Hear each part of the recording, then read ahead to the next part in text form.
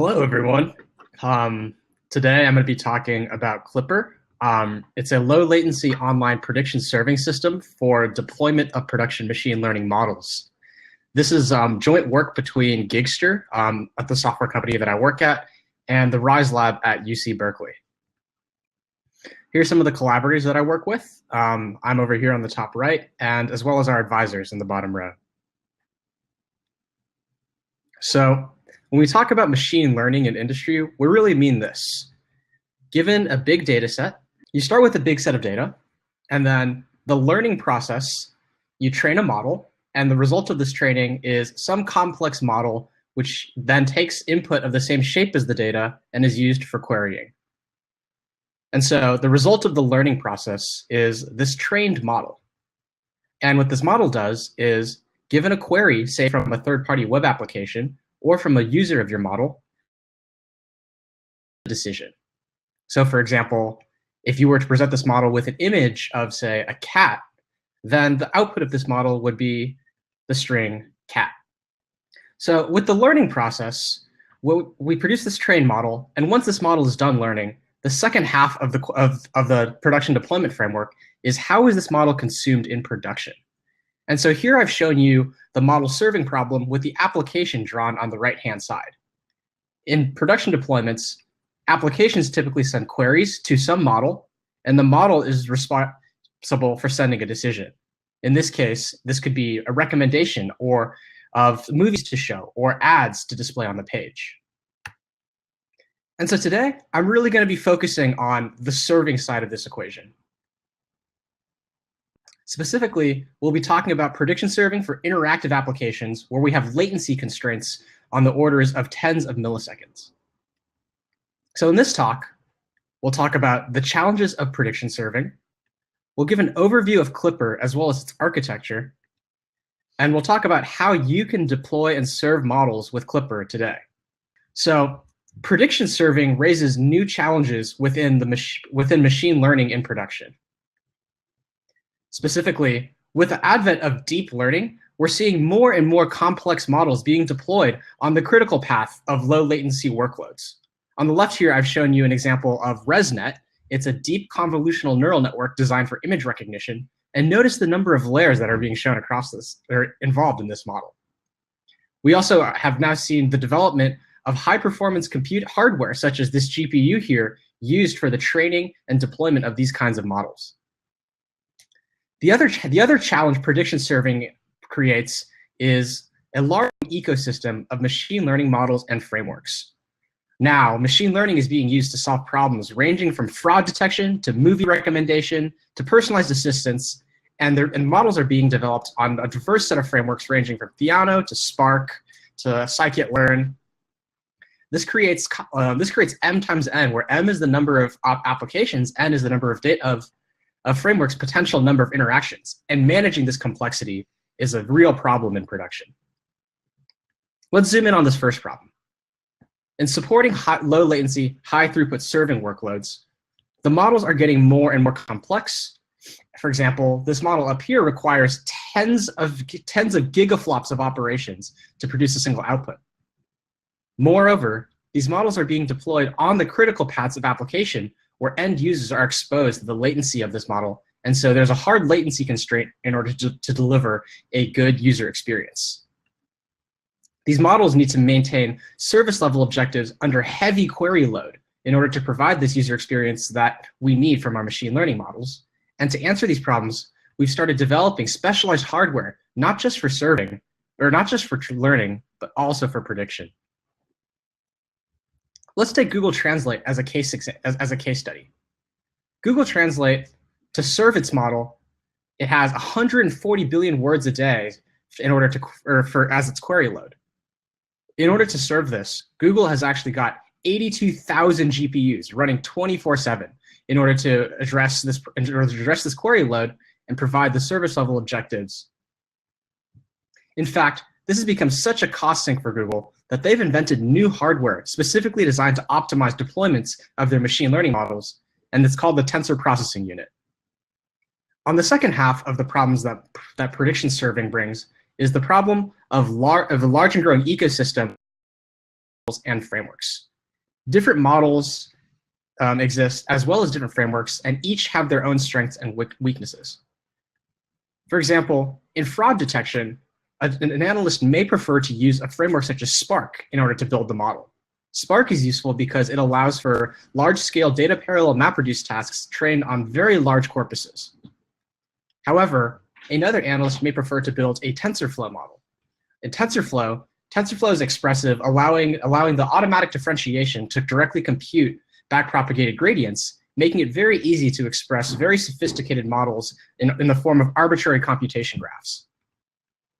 Both of these kinds of models may exist, and both of them may address different use cases within a single organization. This creates a lot of variety. TensorFlow is based in Python and C++, whereas Spark is programmed using Scala, Java, and is based on the JVM. They have different runtime requirements and different programming languages, and furthermore, they can run on different hardware. Spark runs exclusively on CPUs, and TensorFlow can be run on the CPU or on the GPU. Finally, different frameworks and different models may have different runtime costs. For example, in TensorFlow, the deep neural networks are generally much slower than in some other frameworks, owing to unrolling the large computation graph and the backpropagation of gradients. And now, to further complicate the problem, there may be more than one application solved by these different frameworks. In addition to fraud detection, you may have problems such as content recommendation, personalized assistance, robotic control, machine translation, and there may be more than just these two frameworks living around. You end up with this huge tangled dependency graph where you have many models supporting many different applications, and it's a real pain in the butt for your DevOps engineers to support all of these while meeting the latency constraints of your end users. Now, building serving systems for each of these frameworks is extremely expensive. And so let's take a look at what already exists in industry. One common method for model serving is to perform offline scoring. And so how this works is after your training phase, you score your data at rest. So you apply the model to every row of your data X in order to produce a prediction Y. You then take these pre-computed predictions and you put them in a data store so that in the future, this data store can be used can be queried by applications, and decisions can be made with really low latency. There's a couple of problems with this approach, however. The first problem is that this requires all of the queries to be computed ahead of time. And so this is really only applicable when you have a very small and bounded input domain where you know all of the queries in advance. There's also quite a bit of wasted computation and wasted space. You can store a lot of rows, which are actually never used during the actual prediction time. In many empirical distributions, the set of queries follows a heavy tail distribution where the majority of queries are actually represented by a small subset of the actual queries. And finally, this type of deployment is extremely costly to update. In order to render new predictions, say because you've collected new training data and you'd like to update your model, you actually need to rerun the batch job to retrain the model, and then another batch job to re-render the pre-computed predictions. The other option for prediction serving today is to utilize highly specialized systems that are framework specific. For example, in TensorFlow, TensorFlow provides a model serving framework which only works on TensorFlow models built in TensorFlow. The other option, as we previously discussed, is offline scoring. With Clipper, we aim to unify both of these approaches.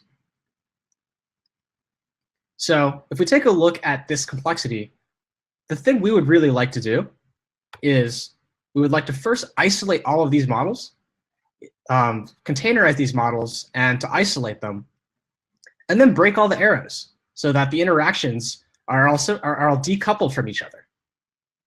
And this is how Clipper proposes to do it. We propose to encapsulate all of our models using a model container, which communicates with the Clipper daemon through remote procedure calls. And then for applications interact with Clipper rather than the model containers themselves using a REST interface. More concretely, we have our applications which interact with a Dockerized Clipper query processor, where the metadata for how the Clipper query processor responds is stored inside of Redis. And we have a separate module called Clipper Management, which is used to update and manipulate the model metadata. Every deployment of a model is represented as an isolated independent model container, which connects to the query processor, and these are used to serve our predictions. Finally, as the Clipper administrator, you can use a Python package called Clipper admin to interface with Clipper management and update the model metadata. So the technologies inside of Clipper include three key things. The first is containerized frameworks. We want to use container technology to abstract away the model behind a uniform API for access and control. The second is to address these latency constraints. And we have proposed to do this through cross-framework caching and batching. Finally, an added benefit of composing all of your models behind the Clipper daemon is that we can do things such as model composition, which allows us to improve accuracies as well as estimate confidences through ensembling of multiple models and bandit-based methods. Let's talk about each of these in turn, starting with containerized frameworks. In the container-based model deployment, from a front developer's perspective, a model container exists and it communicates with RPC to Clipper. And it's not just this model there, rather other models can be deployed and they can also connect to Clipper via RPC. And you can have a variety of models all connecting in this manner. And for the developer of these models, this is what they need to implement. They need to provide a model container, which exposes some standardized interface, but they're free to choose whatever framework they would like to run under the hood that satisfies this interface. This model API consists of two methods. It consists of how do I initialize the model given some model data. So this could be some serialized weights of the model or of a pre-trained model.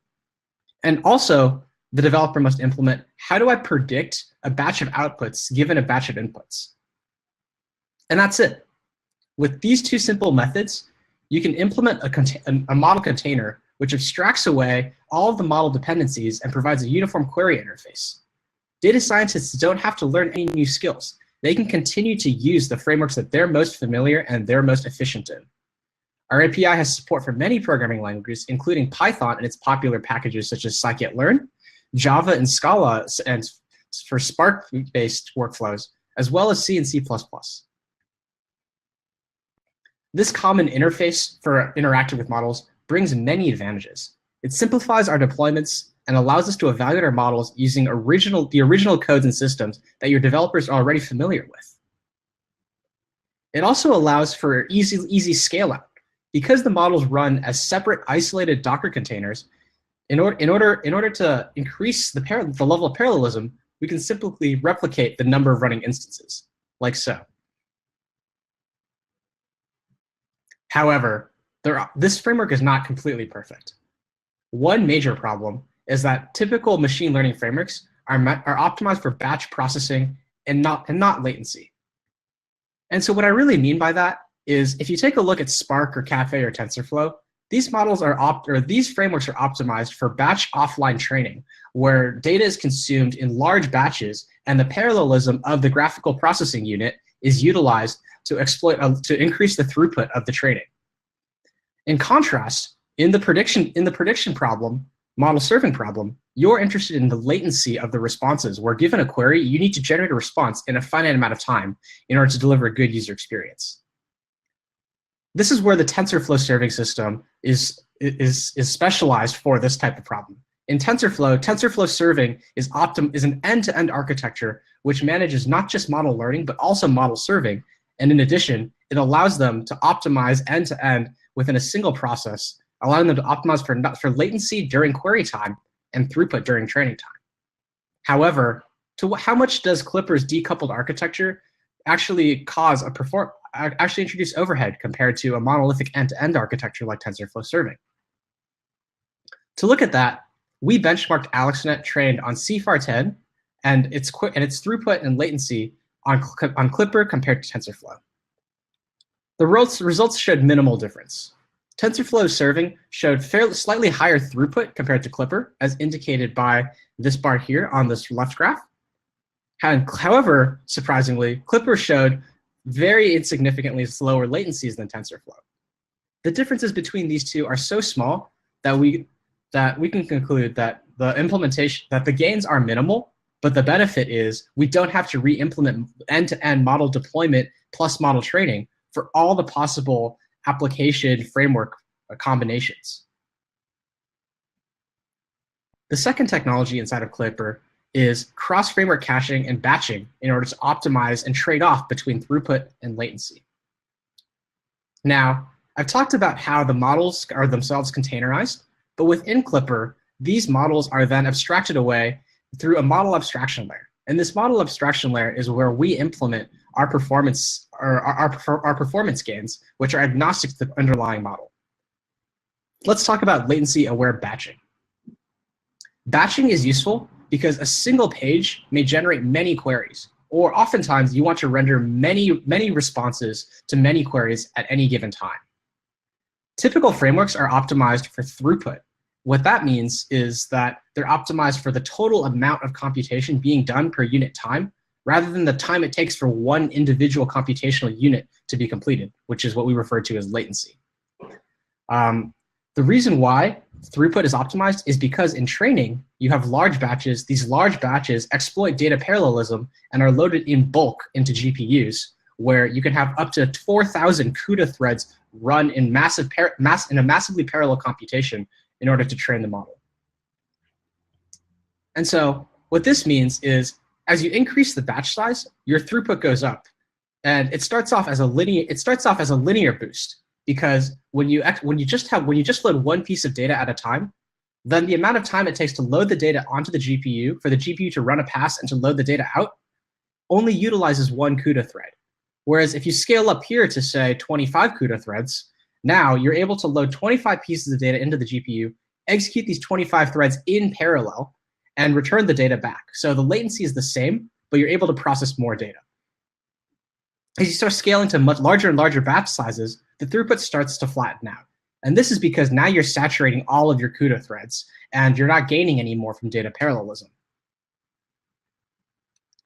However, as you increase the batch size, you will now have to also wait longer and longer before you can execute an individual batch. The batch needs to get filled up with existing queries before it can get executed. And so there's a trade-off between throughput and latency. And the way that Clipper determines the optimal batch size is through expressing the latency constraint as a service level objective. In this case, we've shown a constraint that the latency should not be any higher than 20 milliseconds, i.e. any query to the model should respond within 20 milliseconds of its issuance. And with this latency constraint, if we are able to plot the throughput again, as well as the latency with respect to the batch size, we can see that choosing the batch size of 200 meets the latency requirement while maximizing the throughput of the model. And the way that Clipper discovers the optimal batch size is by adaptively trading off between the latency and the throughput. Similar to how TCP/IP uses additive increase, multiplicative decrease to establish the connection data transfer rate, Clipper will increase the batch size until the latency objective is exceeded additively. What this means is every time that we run a batch, we'll see how the latency objective is, and if we're below the latency SLO, that means we can tolerate longer latencies, and so we can increase the batch size by a constant amount. However, if the latency objective is exceeded, then that means we need to decrease the batch size. And the way we do that is through a multiplicative decrease where we half the batch size, and hopefully in the next pass, the SLO will have been met. If not, we continue halving until it's met. And by being able to express this trade-off between throughput and latency, we can show that across a variety of workloads, adaptive batching provides better throughput than no batching. Oftentimes, you don't really care about having the absolute lowest latencies. Rather, what you care about is latencies no greater than something. And so by expressing that as an SLO and optimally batching in order to meet this SLO, you're able to increase the throughput of your models, leading to better utilization and less wasted computation. Finally, let's talk about another cool feature added or value added that Clipper provides, and that's through cross-framework model composition. So we've seen this picture so far, and we've talked about the model abstraction layer, which provides this common interface while bounding the latency through an SLO and maximizing the throughput. On top of this layer in Clipper, we implement a model selection layer. And on this layer, we provide features such as bandit-based methods and ensembles so that you can do online learning and confidence estimation, as well as personalization to specific use cases. And so let's zoom in on this selection policy, which is what we're calling this model abstraction layer. By combining predictions from multiple models, we can improve the application accuracy and quantify confidence in predictions. And so one example of this is if we were to periodically retrain a model, say version 1, version 2, version 3, or say we were going to experiment with some new frameworks, say TensorFlow, Spark. Well, we can take all these different versions of these models and different instances of these models, and we can pipe and piece and input through all of them. And if all of them produce the same output, then we have a fairly confident prediction that this image corresponds to a cat. Likewise, if there's less consensus in the predictions of all of these different versions of these models, then the confidence of the prediction is less certain. And so using this mechanism, we're able to estimate the confidence of how well these predictions are by utilizing the predictions of multiple models. We're also able to use algorithms such as multi-arm bandit in order to trade off between exploration and exploitation to learn the best model to use, which maximizes some metric you care about, such as click-through rate, in an online manner. And finally, we're able to produce online adaptive personalization across multiple frameworks over time, such that even if you're learning on a non-stationary distribution, your model will eventually converge to the optimal model. I'll gloss over the details here, but please see our paper at NSDI for more details. Let's move on to the last part of the presentation, which is how you can use Clipper. Now, you can always implement your own model container, and you can run this container with Clipper. But in the real world, we've seen different use cases. So the question is, can we do better than just asking all of our users to provide model container implementations? Now, in many production use cases, there already exists a large analytics stack. Maybe this is an HDFS stack or a Spark cluster where your batch MapReduce tasks are usually being run. One of Clipper's goals is to connect the analytics stack as well as the model serving stack. We want Clipper to serve as this bridge between between the systems that serve model deployments as well as the systems that are used to perform analytics. And so one example use case is if we were to take a Spark cluster. In Spark, we expose something called a Spark context, and we have models which run off of this Spark context. How can we get Clipper to share this analytics cluster? The way we propose to do this is to run the Clipper as a Docker daemon, and then as a model container, we implement the Spark model. However, the key thing is this Spark model running as a Clipper model container shares the Spark context of the Spark cluster.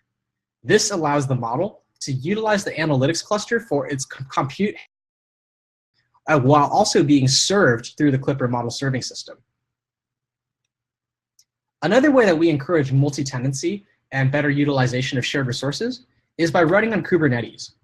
Clipper has been completely Dockerized, and so we're able to run Clipper alongside other applications within the same production clusters. In the latest release of Clipper, we've already implemented a large library of different model deployers. These deployers automatically and intelligently save all of the prediction code. It crawls through your closures and serializes all the code that it can, and then packages that into a small model container, which can then be easily deployed. This allows you to replicate environmental dependencies, training environments, and it lets you easily load your code into a Clipper model container for usage by Clipper later. The set of model deployers that we have is constantly growing. In Python, we've already provided support for scikit-learn and PySpark, TensorFlow, Caffe, and Keras are on their roadmap. And in Scala and Java, we've already provided support for MLlib as well as the ML Pipelines API. Our support is coming soon in our next minor release. To get started with Clipper, we already have provided Docker images on Docker Hub, and we've published the Clipper administrator package to pip. So it's as simple as just pip installing the Docker image or pip installing the package and pulling the Docker image. You can start Clipper right now without cloning anything or any makes or compilations. The project is currently tracked at hdpclipper.ai with version 0.2.0 about to be released. We're actively working with our early users and beta testers to listen to their feedback. And so if you're an early adopter, we'd love to hear your feedback at clipperdev@googlegroups.com. We're constantly looking to make it better, and we welcome any open source contributions. That's all I have for you. Thank you so much for your time. My company, Gigster, is one of the chief developers, is one of the main contributors to Clipper.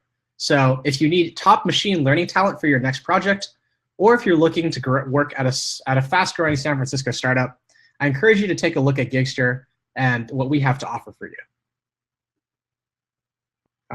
Again, that's the end of my question, or my presentation. Can we run containers on different GPUs from Clipper? The answer to that is no, not yet.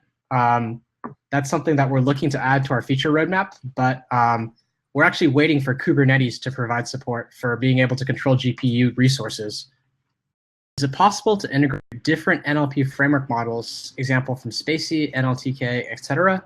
Yes, I believe Spacey and NLTK are both Python-based models. And so if you use our Python model deployer, then as long as your model exposes the model API, then you can deploy those using Clipper. And you can also do all the other fancy stuff such as adaptive batching as well as model selection. The question is, what kind of have behind the project? Will it stay true open source, or will it be converted to freemium or similar? The answer to that question is there's currently no plans to commercialize this project. This project has arisen from PhD research done at the UC Berkeley RISE Lab, and we plan to keep it as open source. We plan to keep it under Berkeley licensing, open source for the duration of its lifetime. We've had similar projects like it, such as Apache Spark, which has since become an open source Apache Software Foundation project. I'm going to sign off right now. Thank you very much for all of your attention.